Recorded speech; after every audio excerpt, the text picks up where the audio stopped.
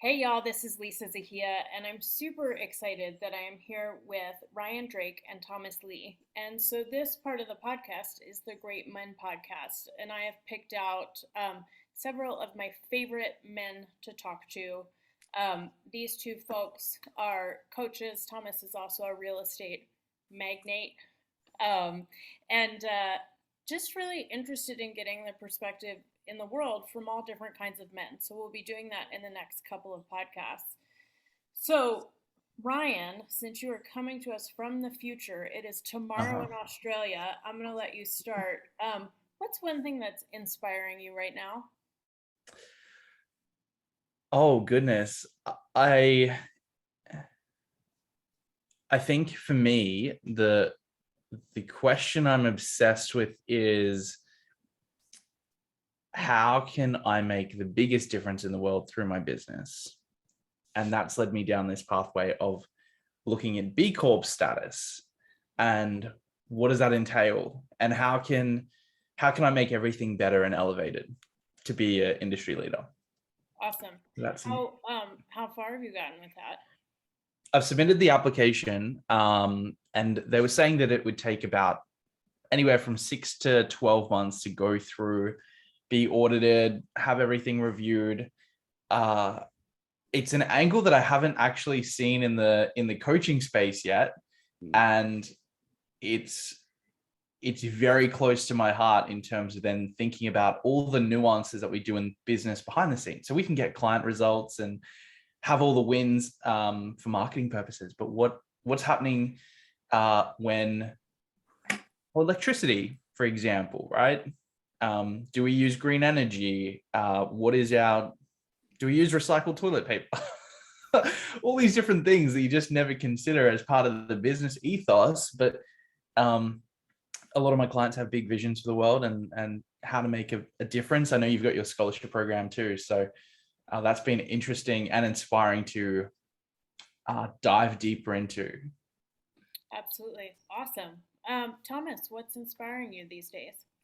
What's inspiring me? Actually, peer groups, who you surround yourself around, and just really being cognizant, really being aware, see who you're rooting for and who's rooting for yourself, and getting around the right people that are really truly celebrating to make not only you better, but the whole community that they're part of better. So it just, I guess that's been my awareness of who's at the top of the game and who really wants to genuinely help.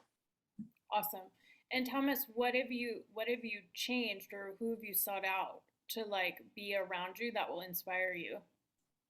I would say, there's a lot of people within the industry, both in real estate and in coaching. Um, I always look for the ones that are hated the most because they're the ones that are dealing with, they're the ones that went through the adversity. They're the ones that have been, you know, making their own pathway. Right. And now they're being celebrated for, the success, but they had to go through all the crap to get there. And just being a part of that, knowing that that's part of the process to really stand out and be who you are and be comfortable with who you are instead of trying to just fit in the mold. Um, that's been a pretty fun journey. It's like this whole journey thus far for the past couple months, that's what it's been, just being yourself. And that's been the game changer in terms of who does business with you. Yeah, that's super interesting. It makes me, as soon as you're like the person who's hated, my brain was like Grant Cardone. I feel like nobody likes Yeah. him, but he's super successful. So there's things to learn from him. 100%. Yeah.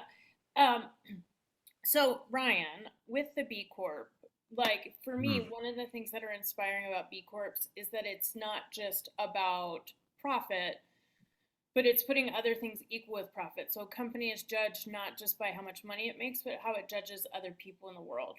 So, since we're talking about being men, how does that affect like who you're seeking out as clients? Do you feel like you're mostly working with men and women, or like does that change how you think about who you're working with?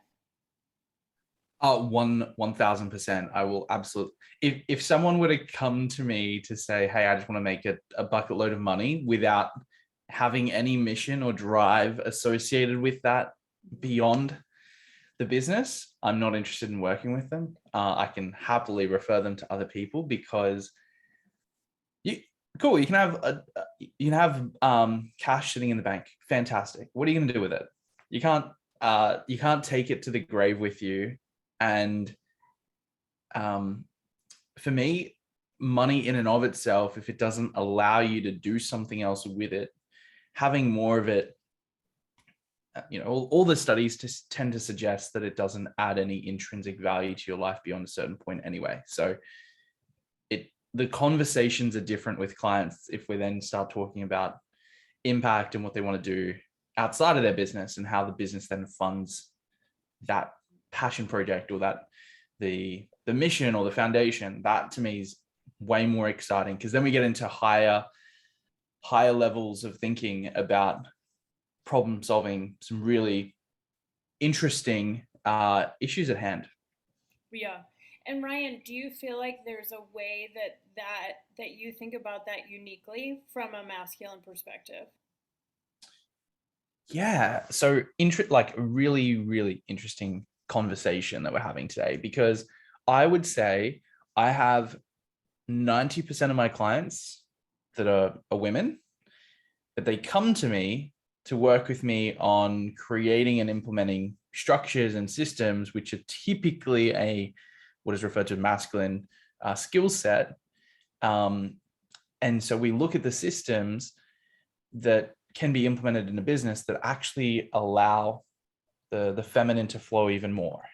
And so I think what I find really interesting about this whole conversation is this unique balance then of trying to get those things right, where women are able to express even more in their businesses, in their life, in their relationships, and flow easier and have all their creativity come to mind through the support of those masculine structures. And the women who come across online as being these flowy spirits and having lots of success with ease and grace online, underneath all of that are really well-oiled systems that they may not talk about. Yeah. Who's like that? I know somebody. Absolutely. Yeah, that makes sense. I like it. Thomas, same thing. But to your point of like who's surrounding you, do you feel like when you look at success, like do you see mostly men? Do you seek out people like a diversity of people? Like how much diversity do you have around you and how important is that to you? Yeah. You always learn from people that have stronger skill sets, Mhm. right? So the main thing, especially in the real estate game, it's just all masculine. Like even like the women that are in the industry, they're scary as f. Like they'll eat your children if that comes to what it needs to be. But what I seek out is similar with Ryan. It's what is the impact that you're wanting. Real estate, everybody gets into it because they think it's big checks, they think it's a glamorous lifestyle, but getting back into it, it's a grind. It's something that you have to put in the footwork to actually build out the referral, build out the relationships, and build out your business. And it's a relationship business. It's something that you want to just be non-transactional. Right. You actually care for the client. You want to see them succeed. You want to be around people that are supporting you and helping you and guiding you throughout the way. And the reason why I got back into real estate was,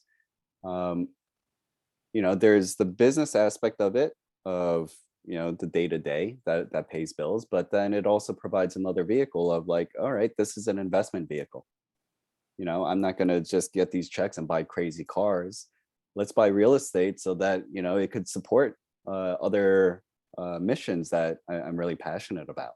Mhm. And that's I had to take a hard look at it of like, what is the industry? What is the vehicle that will propel me to help me gain that goal? And yeah, luckily it's been a fun and interesting journey, but you know, a lot of learnings from a lot of people along the way, with different skill sets, whether it's marketing, whether it's sales, whether it's um, negotiating. You know, it just been a really interesting dynamic to be around. Yeah, absolutely. So I just want to present something and get both of your opinion on it. So the first time I ever went to a self-development event where coaches were in self-development, it was in Las Vegas. I was sitting there, I was so excited, and they're like, "We're going to show you a video of everyone who's speaking." And it started and I was like, "Ooh, ooh," and then I started to be like, "It's another white guy. It's another white guy. It's another," cuz like there were probably 10 speakers and it was all white men, and I was like, what and I felt really frustrated because I didn't see myself represented there. And also I'm like I don't feel like that's the ultimate voice on for me to succeed. So I find that frustrating. So I'm just putting this on the table. Mm. Like what do I do about this? What's your opinion on this? What do you think? Either of you can start.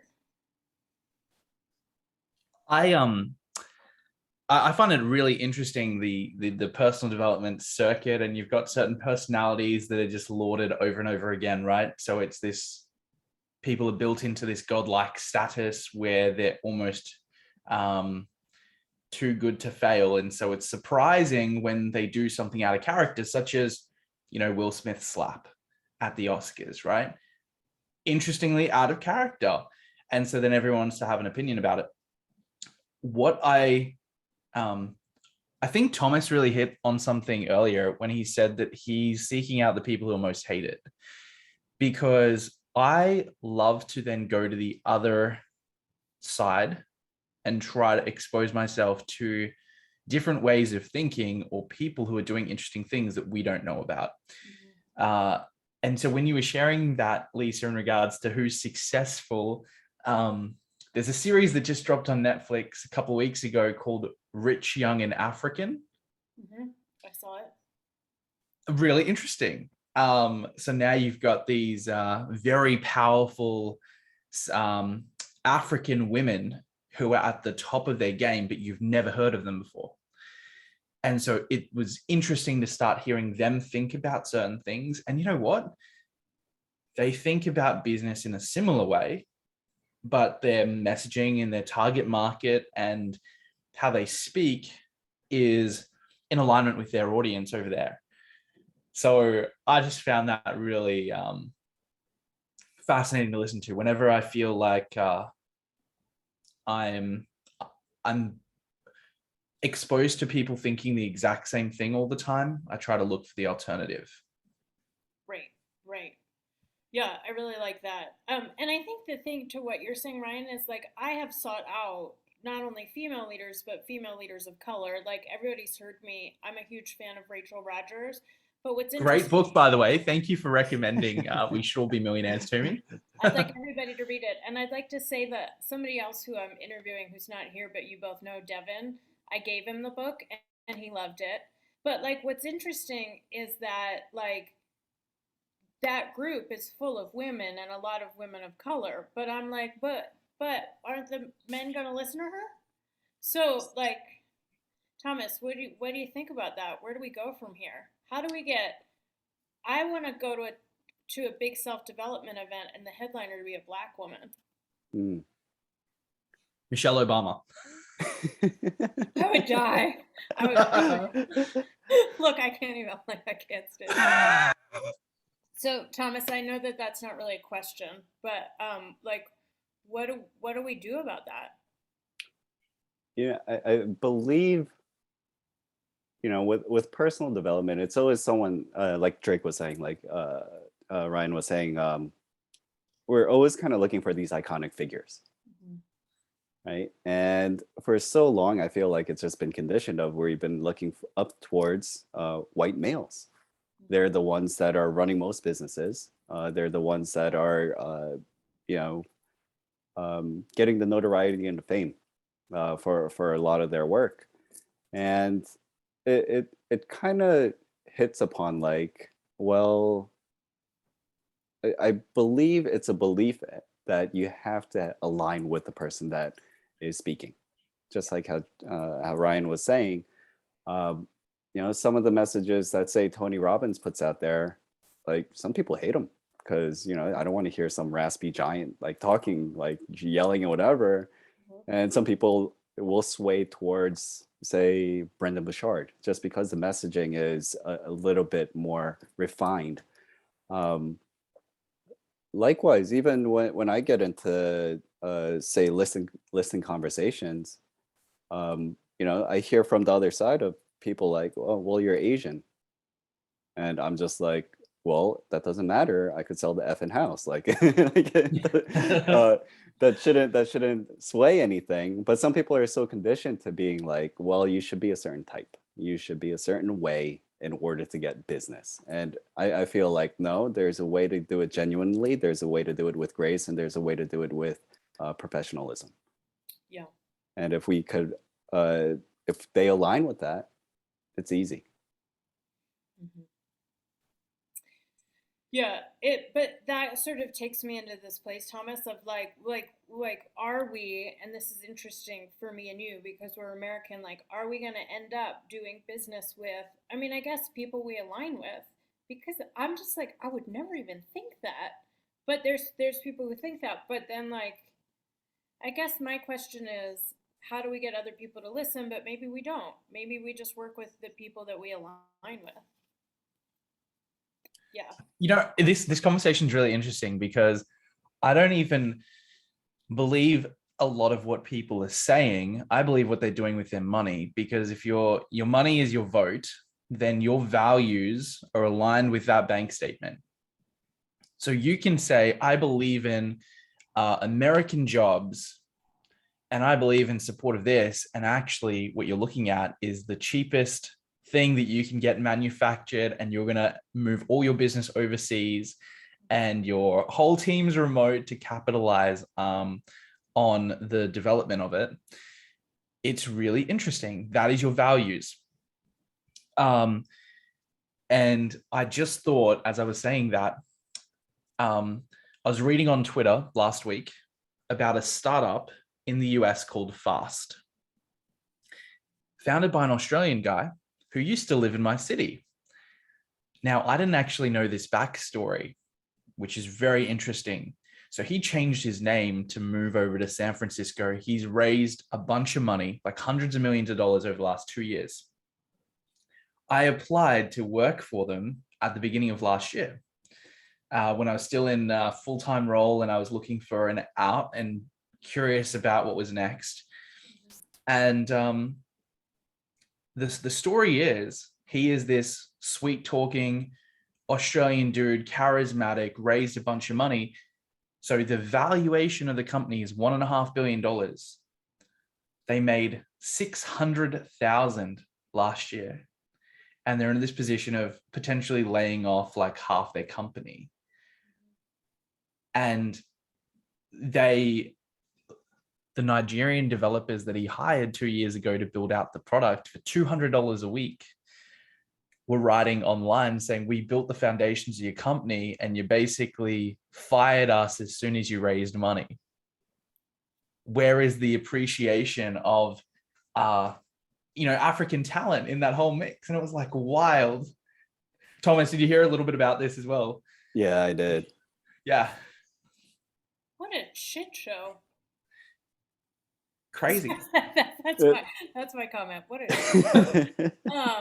but it takes me to this point. So this is interesting, circling back, is that I expressed the same feeling I had being at the self-development conference to someone who's a white man, and he said, well, like they're not going to appeal to the majority of the audience who are men. Like women aren't men of color, women of color. And I was like, what, I don't agree with that. I feel like my voice can be interesting to anyone. So like what do you think of this idea that like the biggest sellers are white men because that's the only person who's going to appeal to everyone? Thomas, what do you think of that? I think it's just conditioning, of what we've seen in prior history, where I think we're seeing a lot more growth, a lot more diversity is Yeah. with online, with all the social media that's happening, because now you get to see the backstory. Now you get to see people have a voice, and to uh, we've seen people that started on YouTube that were no one turn out to be like the biggest music or fashion stars ever, Right. and that would have never been possible 30 years ago. Agreed. Yeah. Yeah, I guess maybe the democratization of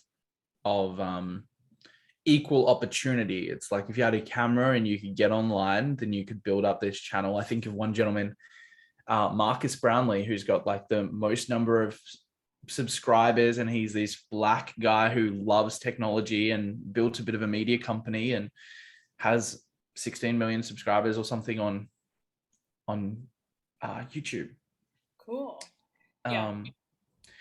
It is interesting. You posed a very interesting question, Lisa, and I'm curious, Thomas, for your comments on this as well. I don't really believe that men have very strong role models publicly to look up to, because at least in Australia, what we have is we have athletes who are in the papers for domestic violence, and growing up, the behavior we saw modeled on television was fathers who were drunk, cheating. We had in cartoons, right? So social conditioning, as Thomas was saying, you've got Homer Simpson, who is this dysfunctional family man and still appraised and looked up to. And we can laugh about it, but that whole series ran for 26, 27 years. And so you've influenced a whole generation. And so if men don't have their fathers present at home, or they're moving in and out, I don't know who they're looking up to. So your comment about them perhaps not looking up to the women is maybe them trying to seek a male figure that is inspirational in some way. Tiger Woods was an example until he had his scandal. Brad Pitt and Angelina Jolie were this humanitarian couple until they split. Kobe Bryant was sort of that, like, the really sweet story, but he's no longer with us. And so I'm trying to think about who are the male role models in society that we then look up to.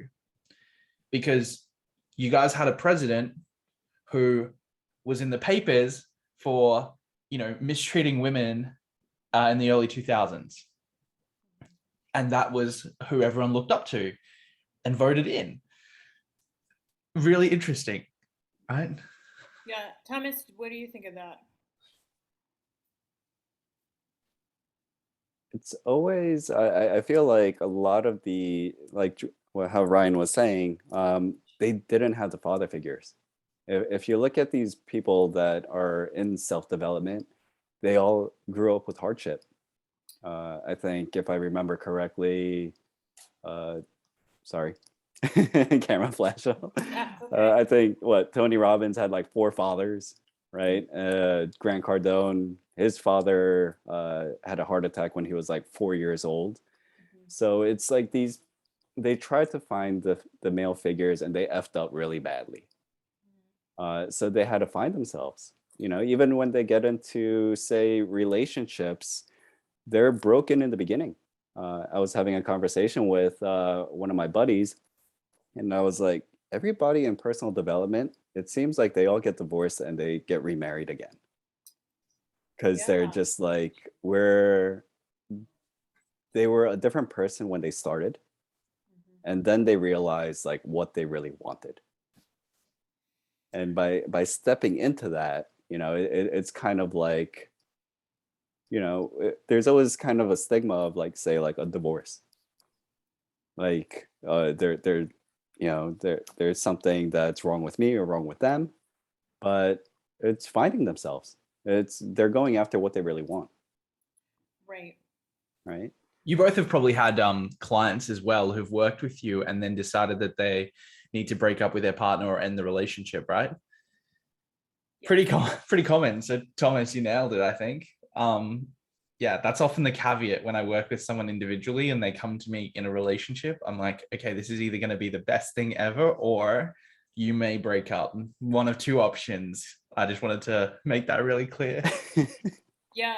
But I think, like, so this is interesting because when you were talking about our former president, he who should not be named, like, for me, what I think about is the one president in recent history who I think of as an actual role model is the one who got held to such a high standard, which is Obama, who to me, regardless of your politics, is a very upstanding human, and partially, like, I think because he had to overcome more than other people.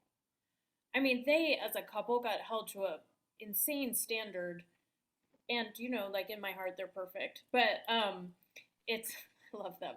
But so that takes the question to me. It's like I've heard this, and I think it's kind of hard being in, like as a woman, not in a marginalized community, but like, are men lost right now? Yeah, I would say so. There's I think a great divide of like people, men that want to be like super masculine, that want to take charge, that want to be the leaders, Mm-hmm. and there are some that are all talk, that will not do what they say. So it's kind of defining like it's like when Warren Buffett says like when the tide tide lowers, you'll see who's swimming naked, right? Right. And it's I've now not heard him say that, so that's hilarious. so now you'll know like who is the real deal, Mm-hmm. and stepping up in this time to be true leaders of where there's a ton of diversity, there's a ton of blaming and shaming. It's time for real leaders to step up and um, the ones that do what they say and say what they do. Yeah, 100%. And it's sort of like, for me, Thomas, like from the American perspective, there's like the men with their guns in front of their American flags, and like to me that doesn't feel like leadership. Ryan, from an Australian perspective and in general, like, do you feel like men are lost right now? Yeah, I think a lot of the men that I then end up coaching, they're unclear as to what their place and role in society is. Mm-hmm. The reason for that is I fundamentally believe women can do in many aspects the same thing that we can do as men in high heels, sometimes do it better, right? And so juggle all of these different things. And so the man coming along to provide for the woman, to provide in the relationship, which is in like, we are wired to want to provide. It is biological. We want to protect as men. If we feel like we can't hold that place in the relationship, not just romantically, but in the family household or in society, what is our driver then? What is our purpose? Because that was something that we gained a lot of our identity from previously. Mm-hmm. And in the past it was going out to chop down the trees. Now it's working behind the desk, or it's another type of role that women can absolutely do as well. And so beyond that, a lot of the men that I end up coaching really are attracted to the ambitious, driven woman as well, who wants the whole world. And what he's struggling with is, how can I offer her something when previously me providing would have been enough, and now it's not. Right. And yeah, it's really interesting, and they don't have anyone to point to navigate this whole space. Well, Um, mm. Ryan, I have a question as a coach. So like the last time I got broken up with, I got broken up with because I was too successful. So what would you say to a man in that position? I was like, what am I supposed to do? So sorry, which is probably that's my reaction. Oh, so his brain exploded. Best I just reaction. saw his brain explode. That's why men need to be doing the work, right? Like women are happily personal development events. Women are filling the seats because the conditioning is they're broken. You know, like that's what you're told from when you're born. You're not enough, and all of these different things. Men have that messaging in a different way, but we're not told that we're broken. We're actually told that we can do it all and we can succeed, and you know, that's amazing. So women are putting their hands up, and then they're having these immense amounts of growth and realizations and this recognition. Fuck, I am enough, and I can do all these things, which is incredible. And then the men in that space, you know, it's really interesting coaching both. It's the for the coaching women, it's like go after it, keep succeeding because you'll meet your match. And then for the men, it's actually working through the insecurities that triggers as to what does a successful woman bring up for you in terms of not good enough, and how do you resolve that? Because the easiest thing to do is end the relationship. The hardest thing to do is actually look at, oh, what happened in childhood? What was your relationship like with your parents? Where do you draw your sense of worth from? Is it achievement? And if it's achievement and it's external validation, then you're going to struggle in the relationship, because her natural embodiment is success driven, and that's happening. And if it isn't for you, you being in that relationship is going to trigger the shit out of you until you resolve all of that. Yes. Yeah. And I think it's funny. I was just having this thought while I was driving the other day, and it's like people are so stuck to the identity that they think that they should be. And the next thing that comes out of that is, all right, so I am this person. How would this person act? So they start embodying that. And then, you know, all the success comes, or all the failures come, whatever it is, based on that, because they think that they should be a certain way. They're acting that way, and they're friggin' miserable because they're out of purpose, they're out of alignment, they don't have a strong enough purpose or why. And they start asking that question, what is my purpose? Because I've identified myself in such a way for so long, because I believe that this is the way that it should be, that, you know, even for people that are, say, in the relationship, you know, looking back when I first started my personal development journey, it was like, yeah, I was like, divorce. This is the way that we're going to go, because that's probably the easiest way. And I would always be blaming her, saying that you're not changing. Right? When it was like, no, I'm the fucking idiot, because I'm the one that should be doing all the work. And it didn't change. It changed after I decided to change, after I decided to put in the work and saying, all right, what do I need to grow? How do I need to grow? And what needs to change?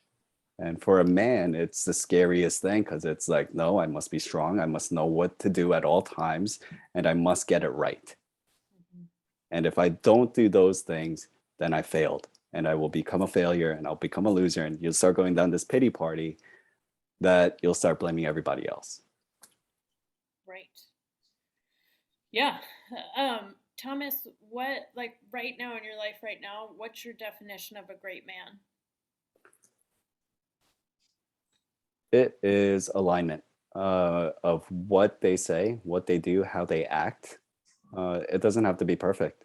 Just be who you are, be comfortable with succeeding, with going through failures and hardship, share it, be vulnerable, because that's where the power really is. I'm gonna hire Thomas to coach all my dates. You have to talk to this person first. See how that goes over. It's so funny though, because there's a book that I recommend to clients when they're going through dating. It's called Wired for Dating, and it talks about how to date through understanding your attachment style and your date's attachment style. So it's actually looking around compatibility. Mm. And interesting, when I was navigating the dating space as well, I would have in mind, okay, well, this person needs to like tick all the boxes with my friends. I need to also have an perspective outside of myself. So yeah, Thomas, there you go, mate. There we go. I'm gonna keep you busy. I just started dating again, and I'm like, whoa. So Ryan, here's my question for you. Coach me. What so I've started dating, and the two most common reactions I get are either like, which is interesting because it's New York City, so there's not a lack of successful people, but I have a lot of people like see where I live or see, and in New York, there's everybody's doing better than you, but like I live in a nice building, and they'll be like, whoa, well that's nice, good for you, or I get like nice ass. So like where how do I find a nice man to date, Ryan? What's your advice to me? Do you have a script? I have like things that I'll eliminate on, mostly those two things, among other like sort of silly things people will say to you. But no, I don't have a script. Okay. So what I absolutely love doing with clients is uh, scripting in your relationship. So at a broader level, I introduce this like concept of a life script. It is a living, breathing document that you add to, right? It takes on a life of its own. It's something that you can come back to and update and edit every few months. It's something that I love to read, and it is a purposeful, intentionally written document that allows you to embody the feelings associated with how you would like to feel in that relationship dynamic. Mm-hmm. Where this goes beyond just having a checklist or like non-negotiables is writing about how you feel around this particular individual, Mm-hmm. and thinking of what happens in the morning. How does he compliment you? What is intimacy like? Okay, I'll share two really funny stories on this. I wrote my life script at the beginning of the year that I met my partner, and come September of that year, I was like, wow, Ryan, this, all of these things have happened. Where's the woman? Where is she? She hasn't shown up yet. And I actually realized when I was rereading it, I wrote everything as I have achieved this. I have achieved that. So there was no space in my life for her to show up. Why are you And talking about me? yeah, it was this light bulb moment that went off. So I Oh my god. it was a Sunday night in September. I remember distinctly. I rewrote it. I spent 2 hours rewriting this whole thing. I met her 6 weeks later, and when we shared our things, there was specific minutia detail in there that it would have been weird to come from anybody else. Like it was as though you're having your mind read. And it's funny because I had a friend who did the same thing, and she met a guy a couple of weeks later, and she was like, Ryan, this is amazing. This scripting thing works. The only problem is that he's just not that great in bed. And the first question I asked her was, did you include that in your script?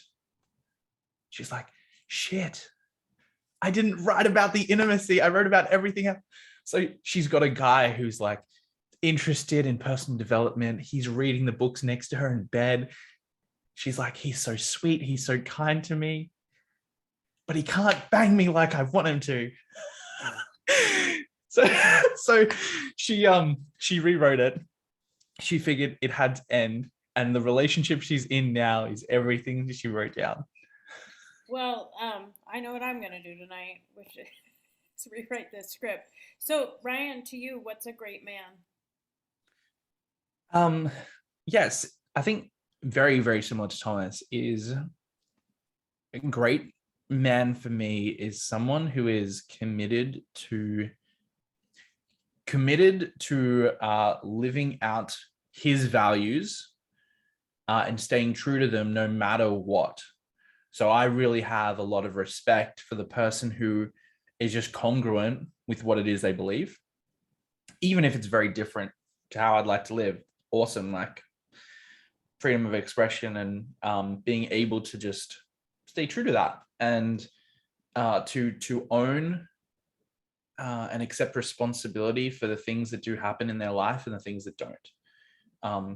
To not blame and shift it onto other people. But I think the personal responsibility is an incredibly powerful thing, because as soon as you take responsibility for your actions and your life and your results, then you have a lot of personal power that you get access to, completely independent of the people around you. And yeah, I guess being driven by that is really, really powerful. And I really admire that type of leadership. Yeah, I love that.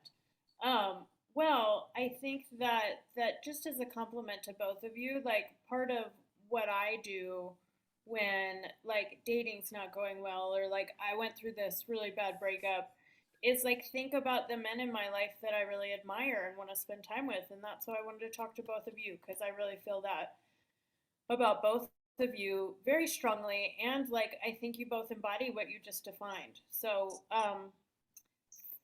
final thoughts, fellas. What do I want to know? What are your next big development steps for yourself? What are you working on? Oh, Thomas, do you want to go first? I would say the biggest thing that I'm working on is a relationship, right? So got into the new industry. So I've been grinding. It's been like the season of growth and the season of seeding, right? So it's like you gotta put in the work. But just taking the moments of just really enjoying and embodying and being present in those moments where the main thing that I enjoy every single day is when I walk my daughter to school, we're holding hands. I just think about, I get to hold her hand every single morning and then see her running into the school. It's like, all right, I got my joy of the day. Like now it's time to go to work. Yeah. But that growing from that perspective of being present, controlling what you can control, and being what Ryan shared in terms of writing out and manifesting what you really want. Right? It does come true, not in the moment, but once you look back and realize, like, holy shit, like I've hit a lot of this stuff. When you put in the work, when you sacrifice and really go after it, that's the main thing that I've been focusing on and really growing towards. It's like, all right, let's put another notch and see how much further we could go in terms of contribution, in terms of business, in terms of just being present and taking time like this to really enjoy and connect with you guys. Yeah, that's beautiful, Thomas. And I think one of my favorite things about your social media, aside from like it's like Zillow porn at nice houses, is seeing your relationship with your daughter. And she's real cute, and she seems real like she's gonna be okay in the world. She seems strong minded. She is. She's already negotiating how to get everything she wants anyway. So you taught her I'm well. I'm learning from her. I'm just like, all right, this is what I need to do in terms of when negotiations get hard. Just start having the lip kind of quiver and get the spouts going. Oh my god, my kind of girl. Well, Thomas, I think the really cool thing about that as well is she'll always remember those moments when you're like later on, because when she's talking to friends and they can say their fathers were absent, she wouldn't be able to say that about you. you know, it's a completely different type of relationship, which is really beautiful. Yeah. Ryan, what are you working on? Yeah. For me, savoring is a great word. Savoring like everything that is happening. If we're all ambitious on this call, so like taking a moment to step back, and Lisa, you said this the other weekend where you just enjoyed not having anything on or not having everything planned out. And I think what's really cool is we've designed our businesses around our life to support our lifestyle. And so thinking about what is it that we can do on a day-to-day basis that really gives us that sense of joy and contentment. So yesterday didn't have work in the afternoon, so it meant that I could spend the afternoon with my dad, and he was over and walking the dog and sitting in the dog park, and he met a whole bunch of friends down there, which was really lovely, you know, and that was nice.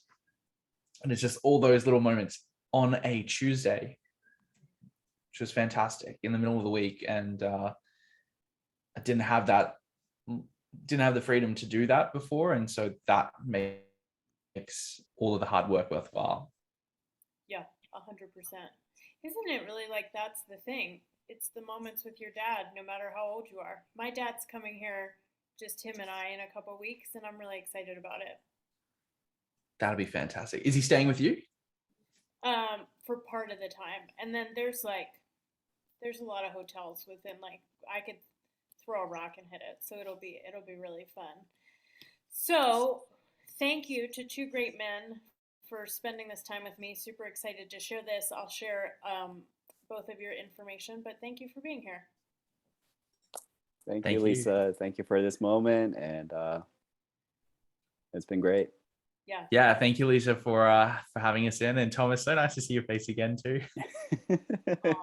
I was like, it could be like 4 hours long. It can be. Maybe this will keep going. That was fun. Thank you. We'll need to continue this in person when I get over the States, so that'll be nice. Yes. 100%. Yes, please. Yeah. Thanks, guys. Thank you.